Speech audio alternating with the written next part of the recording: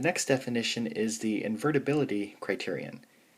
And this says that if A is a square matrix, then A has an inverse if and only if the determinant of A is not equal to 0. And a square matrix that has no inverse is called singular. So this is one of the uses for the determinant. It tells us if a square matrix has an inverse or not. The directions say use the determinant to determine if the matrix has an inverse, and you may use the calculator. So the matrix on number 10 we've actually seen before. This was the matrix in one of the previous problems that when we tried to find the inverse, it gave us the singular matrix error.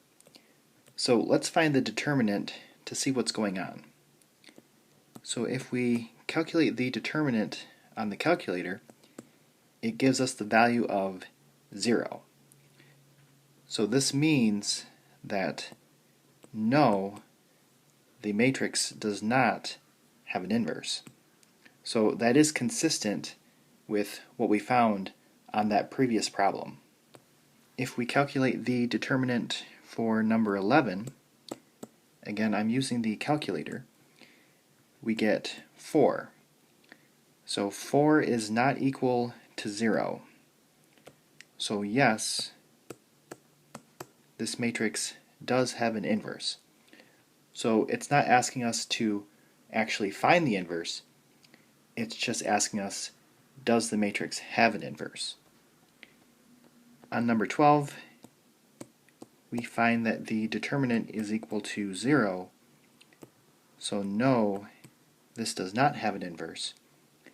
And then lastly, on 13, we calculate the determinant to be 100, so yes, this matrix does have an inverse. So if the determinant is 0, it doesn't have an inverse, and if the determinant is anything other than 0, then it does have an inverse.